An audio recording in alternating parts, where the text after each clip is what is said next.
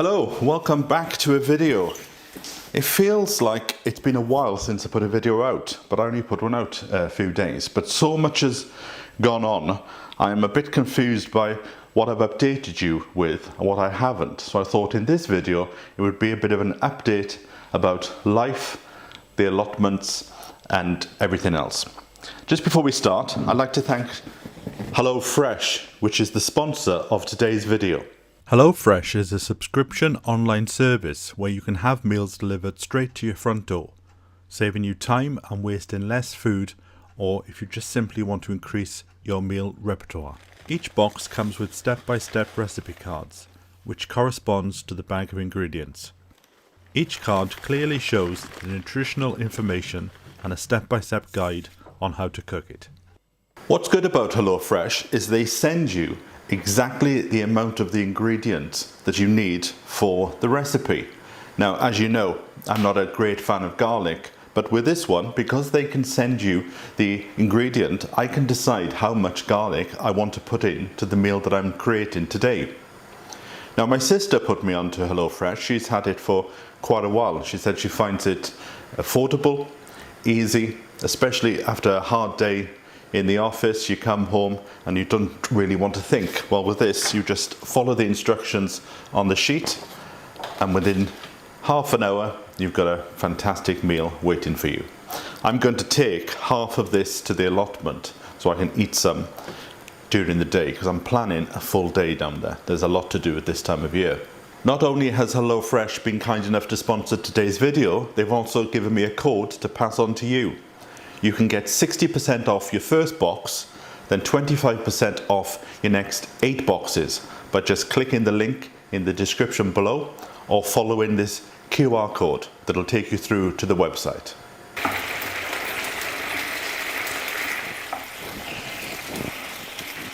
And then we'll just top that off with a bit of the red wine jus. Look at that. I feel as if I'm in a restaurant. Well, I must say that I'm impressed. It even looks like the picture on the recipe card. So I'm going to enjoy this, then I'm going to pop down the allotment and tell you all the news that's been going on. I'm going to have to try and stop myself from eating all this before I get to the allotment. It could be all gone in a moment. Beautiful. Welcome, I'm Sean, and I've been growing my own food since I was a teenager, and I love this lifestyle. As I approach 50, there are many attempts to lose weight and become fitter and healthier.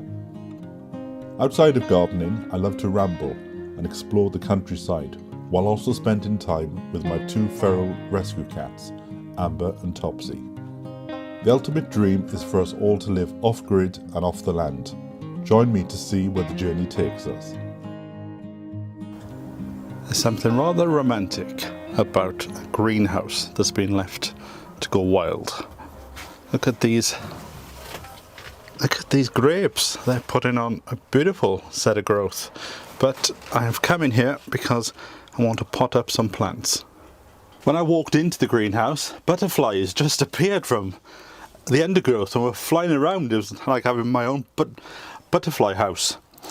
So the plants that I've ordered some plug plants, so I've only brought one down because I want to put the other one in the other garden. And so I've got garden mint and sage, and I must say they are really beautiful plants. I'll put more about them, about where I got them and how much I paid. I'll put that on my blog. Go and read that, SeanJamesCameron.com. The link will always be in the description below. Now let's pot these on. Now, usually when you pot on, I would advise to put them in a small pot and then work their way up. But I think these, once they're in a pot, they will romp away and they will soon fill the pot. So I'm just going to use some multi-purpose compost. But look at them, they must be gagging to put their roots down. So just pop it in like that. I do like sage, collecting it at the end of summer, hanging it up in a shed, drying it and then using it on the Christmas turkey or the Christmas chicken for your sage and onion. So there you go. I will put these outside because that's where they like being. This is garden mint. Now you can't go wrong with a bit of mint. And again, once this is developed into a big plant, it'll be very easy to divide and get extra flowers. Oh, I can smell it already filling up the greenhouse. And I'll put a link to a video, or in fact go over to my blog and I'll put it there, SeanJamesCameron.com, and you will see a video on how to freeze the leaves in the kitchen to use them for use during the winter. Nice little handy tip that I've been doing for years. And again, nothing better than harvesting your mint fresh from the garden. So there we go. Give them a good bit of water, put them outside.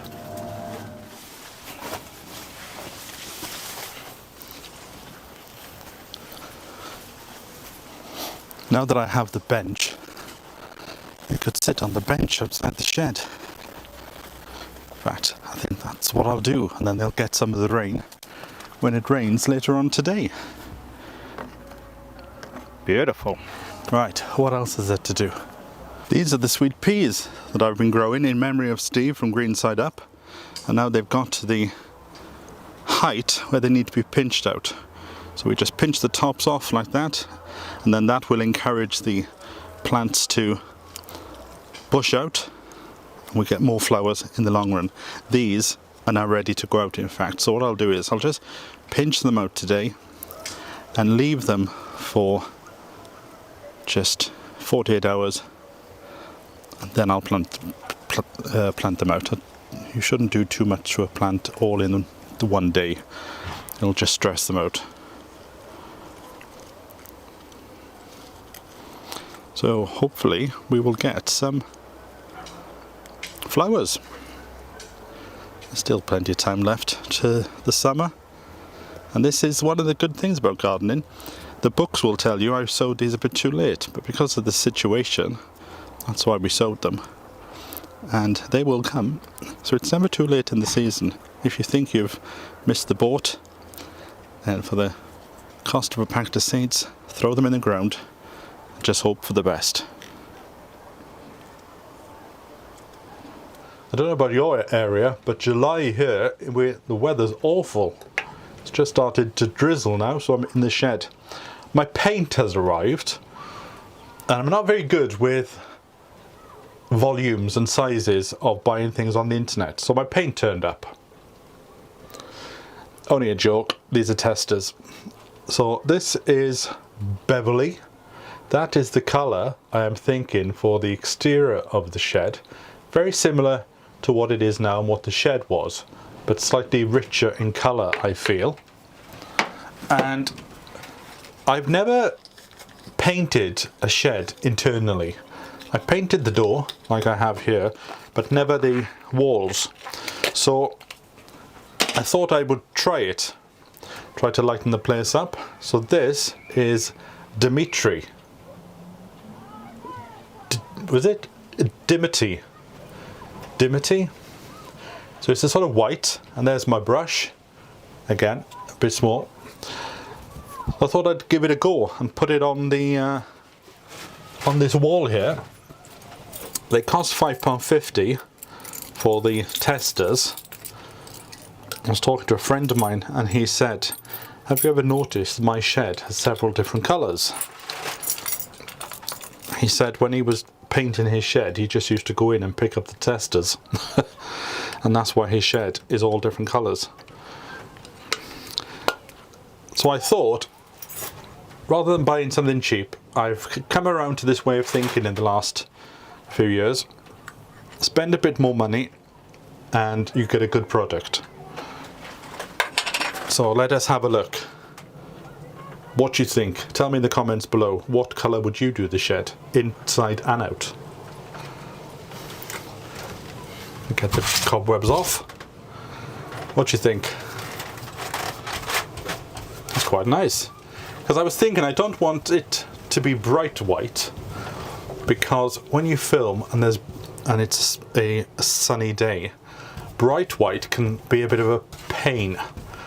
So if you watch soap operas like EastEnders or Coronation Street or something like that, if you see a scene where they've got net curtains, the net curtains are actually soaked in tea to give them a sort of brown colour. But when you see them on the TV, it comes out as white. But when you see them up front, they look dirty. It's a little TV trick from my TV and film days for you there. So this to me looks more of a sort of cream colour, but on the camera there I can see that it looks quite nice. Not too bright, not too dark. You get quite a bit in these testers. Maybe I could be able to do the whole shed. So what do you think? That's the internal. Now let's go outside and have a look at Beverly. Let's have a look what she's up to. So I don't know with paint. Are you supposed to paint this white and then paint it a different colour? I haven't got time for that. Just put it on. What do you think to this one then? It's like a khaki colour. It's a lot lighter on the wood than it is in the actual pot, I must say. Maybe it goes a bit darker with age.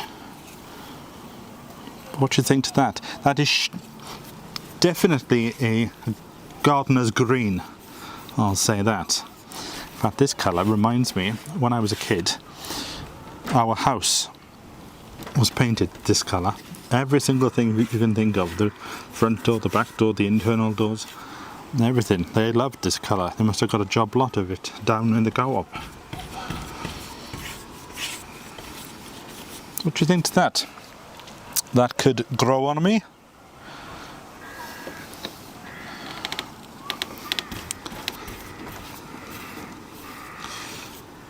Or could you suggest some other colours? Again, tell me in the comments below.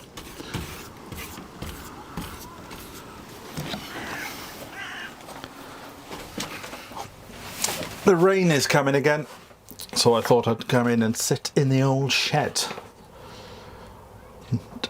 I can't get over how much paint you get in these pots. It's quite a lot.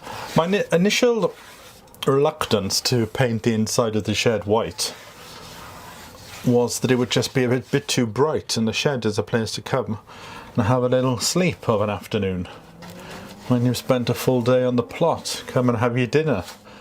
And once I get my stove up and running, I was hoping to build my kitchen this week, but the wood yard is a bit far away, so I'm going to do it next week. So yes, I've been thinking recently about this moving onto a narrowboat or moving into a van, and I've come to the conclusion I can't see myself living in a van, especially with 2 cats. I do like to know where I'm going to sleep for the night, and moving around I think would just drive me up the wall, let alone down the road. And narrowboat life, I would love it, but I think again my yearning to do a bit of gardening might be too strong. I've been doing gardening now since I was about 14, 15, so that's been quite a few years, and I could grow on top of the narrowboat, but I think that would drive me insane as well. So I think a narrowboat will be something that will be good for about a month during the winter, when there's not a lot to do in the garden, although there is still plenty to do in the garden. I can't get these people who say I'm putting my allotment to bed for the night. And then I was thinking about the weather. And London is warm. It's been warm the last few years, and it's getting warmer as time goes on. Ideal cream, that's what I've just remembered that's remind me of.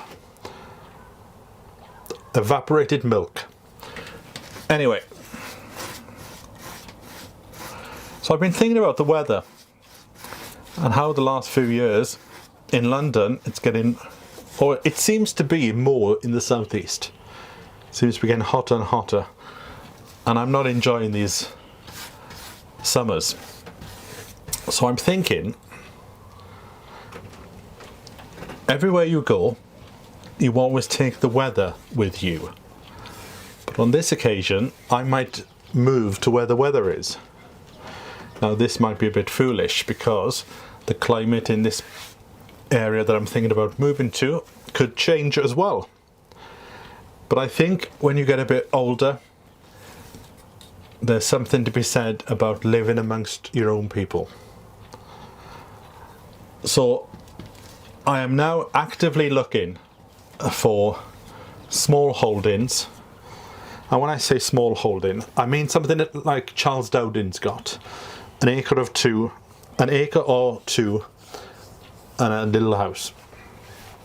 Doesn't have to be on the prairie, it could just be in a field. Because I remember going to Charles Dowding about 12 years ago, and I made a comment to him about how, oh, your house is actually quite small.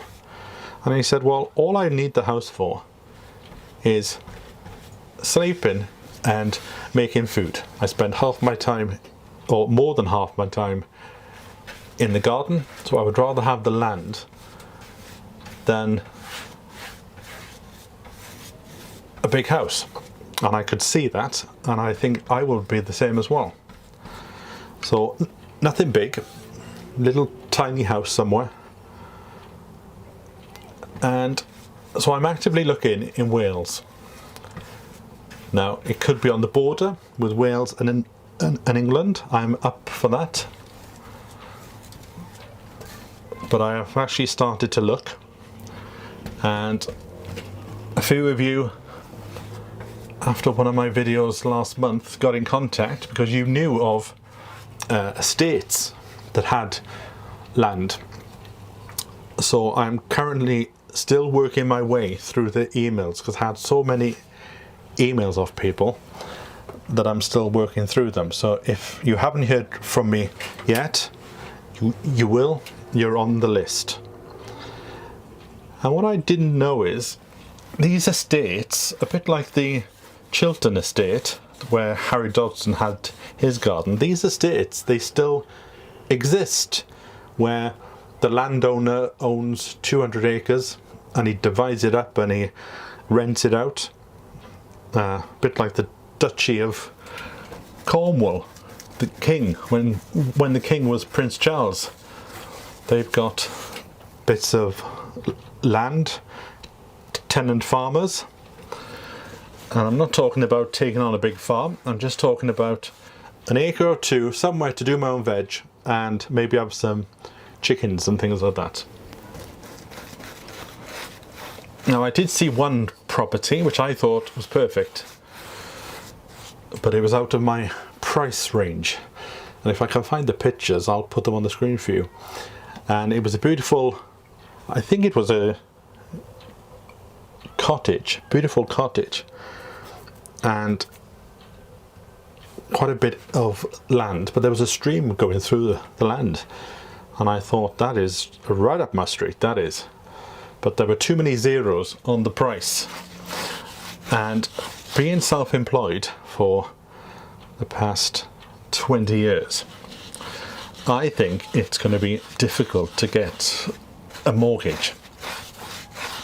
So my only hope, I think, will be to rent. So that's what I am looking for. A little patch of land to rent in Wales. And I'm thinking in Wales, maybe on the border with England and Wales, as far over to Carmarthenshire. That's where my people come from, my ancestral people is Carmarthenshire, Kidwelly way. And I'm thinking it might be quite a good idea to be somewhere where you are like 20 minutes from the sea. I've never lived by the sea before.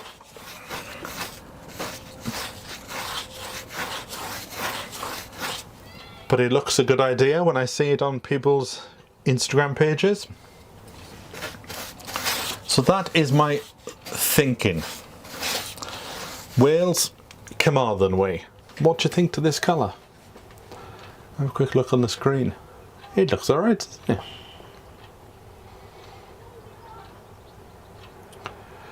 I'm pleased with that. I think I will carry on until I've used up all this paint. Where can we go next? Up here. And the other bit of news for you, which I've told the members of the channel, so in case you don't know, there's a members section where you pay a little money each month, which supports the channel, keeps the channel going, because these pots of paint are not cheap, you know, and my camera's just about to come to the end, so I'm saving up for that. And so there's a member section, and in there they get to hear things that I can't put out in the public domain or don't want to. So I've been on this diet for 6 weeks now. I've come to the end and I've lost a stone. So in there I've been talking about it on a regular basis and talking about this move and everything. So if you want to support the channel, I'll put a link below. Click on the members button and I'll see you in there. So something that I've told the members, which I'm now going to tell you, is the rusty allotment. Now, if you've been watching for so many years, you will know that I had an allotment and there was a cat on it called Rusty. Therefore, it became known as the Rusty allotment plot. Well, Rusty is still alive, and so is that plot. So I put my name back on the waiting list a few years ago, and I got a phone call last October to say that my name had come up and that did I want a plot. But the twist in the story was the plot that they offered me was half of my old plot, because they've made the plots a bit smaller. So I took it and I went back, and the place has changed, and it didn't feel like it did the last time that I was there. So I decided I was going to give the plot up, and then the rents were due in April of this year, and I said to them, no, I'm going to give the plot up. And at the very last moment I changed my mind, and over the last few weeks I have found joy in going to the Rusty allotment, because it's just next door to my house. And Richard Vobes, a friend of mine, keeps going on about there's going to be food shortages coming. And you could say that is a conspiracy theory, but then, was it last year, everybody was up in arms because they couldn't get hold of sweet peppers and lettuces, and I think cucumbers and something else as well. There was an issue. So we've had food issues in the past, and there was a shortage of eggs. Although there wasn't a shortage of eggs because there wasn't the chickens, but from what I understand there was a shortage of eggs because the farmers were withholding the eggs from the supermarkets, because the supermarkets had put the price up to the customer, but they weren't passing that price on to the farmers. So there was a bit of a dispute, and that's why there were no eggs. Although if you went to Waitrose, there were still eggs. There wasn't an issue. I still saw eggs.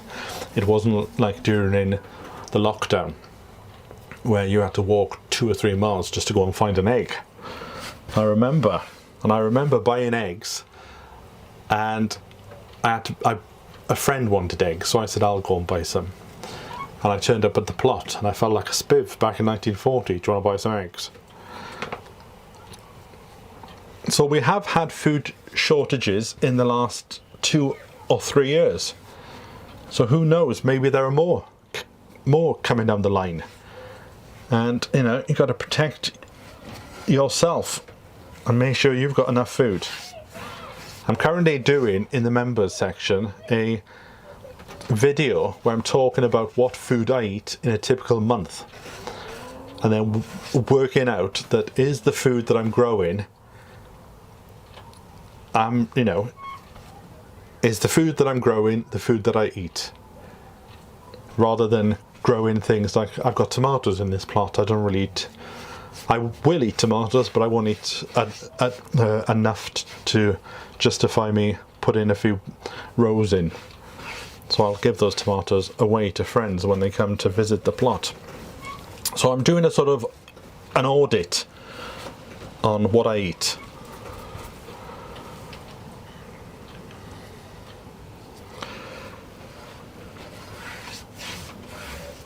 So yes, the rusty plot is staying, and it's been nice to go over there of an evening at the end of the day, pop over there 7 o'clock in the night, 8 o'clock, and just sit down and do a bit of weeding.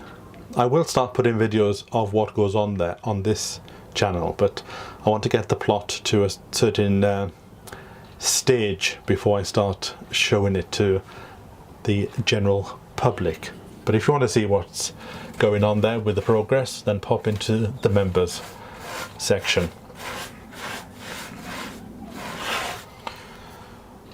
I like that. I like that a lot. So I put out a post on my YouTube community section page asking if anybody had any questions. So I'm going to answer them now. So you better get a cup of tea. So the first question is from Jean. I've just harvested my first crop of potatoes. If I put more in now, will they be done in time for a second crop, or am I too late? Well, Jean, July and August, I've just ordered my Christmas potatoes, which is actually a first early potato, and I think I've gone for the variety Home Guard. The first or second early potatoes can be put into the ground in July and August, and then we will crop them Christmas Eve or Christmas Day. Now if you do them outside, there's a chance of blight. That's what I'm going to do this year. I'm going to put them outside and just be ready with the fleece in September and October. So try Home Guard or something like that. Mark is asking, will I attempt to grow a shark fin melon on this plot? Now if you remember, on the rusty plot many years ago, I grew something called shark fin melon, and it grew and it grew and it grew. I pulled it out, threw it on the compost, and it still grew. And I would imagine it's still growing now. But they tell me that it's quite vigorous. Like I said, if you want something to really cover a plot, then get one of them. Look at that. There was a path there, but it's now been overtaken by the shark fins. See if there's any surprise fruit in there. A shark fin melon would be very good if you took a plot on and you couldn't get around to do the whole thing. You could throw a few seeds in, and then at least to the committee's point of view, you've got something in the ground, even if you just use it all as compost. Robbie is asking, the demand to grow your own fruit and veg peaked during lockdown. Do you think the demand has reduced, or is it still growing? I think it's reduced.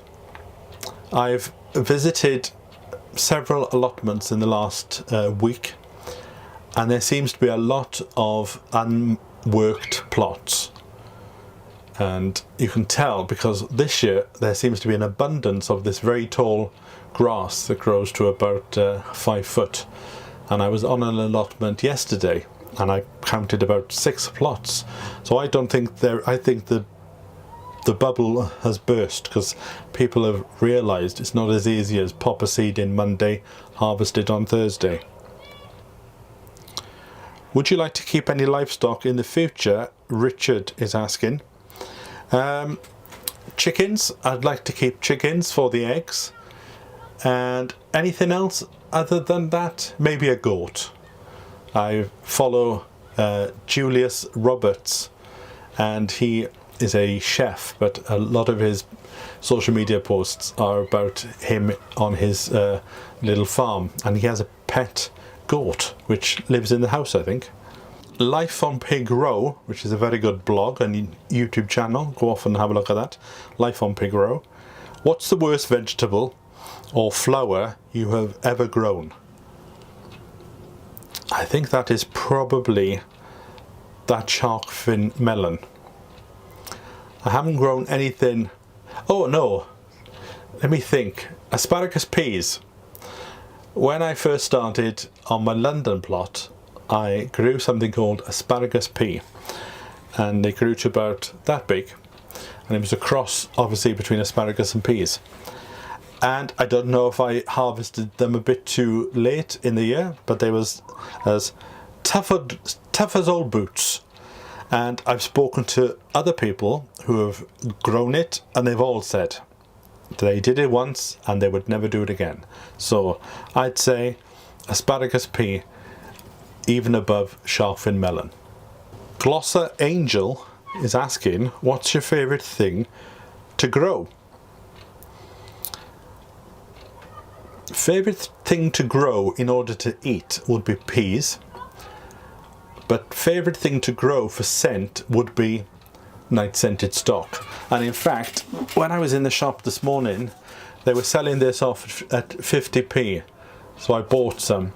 And even though it should really be in the ground by June, I'm going to throw some in on this plot, the rusty plot, and outside my house, because the smell is absolutely gorgeous.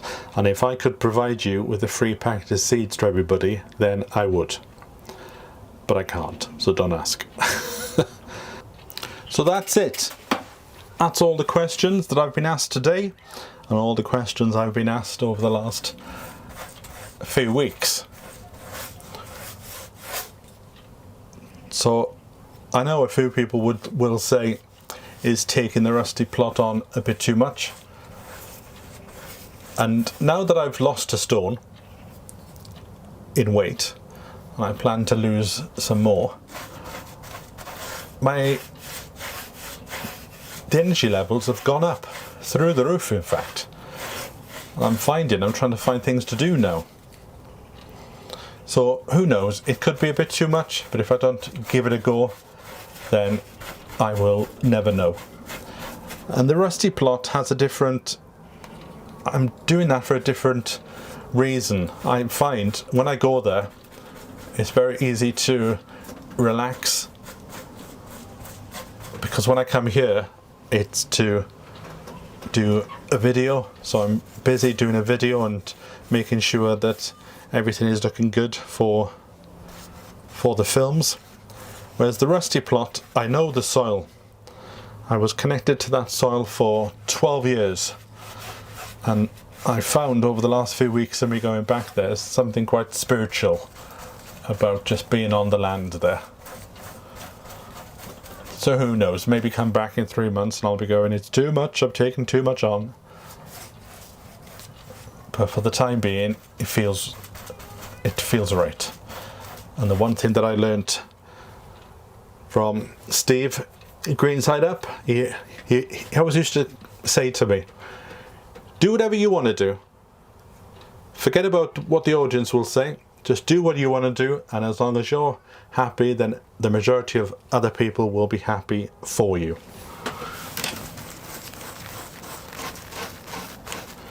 I'm going to put Steve's sweet peas into the ground in the next video. In fact, I wanted to put them in today, but the weather's not good. And see, now this is a prime example. The weather's not good, so I could go out now and put them in, but I want to film it, and I can't have a camera in the wind and the rain outside.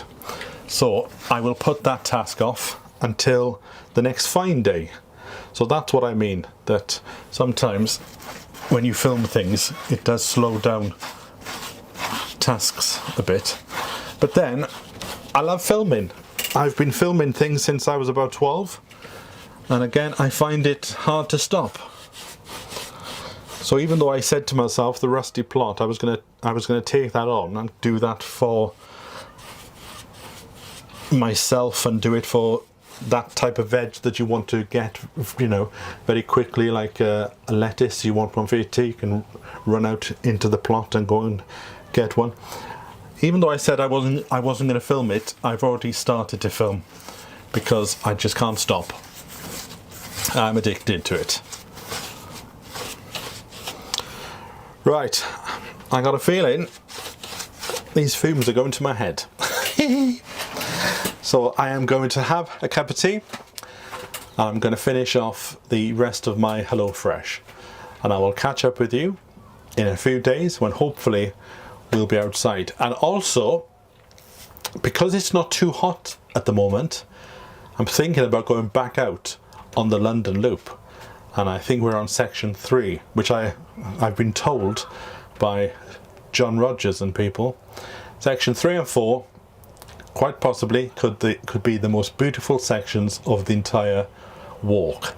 So fingers crossed for the weather in the next week. So I will catch up with you very soon. Don't forget, if you want to get that offer for HelloFresh, then all the information is in the description below, and I'll catch up with you in a few days. So from me until then, bye for now.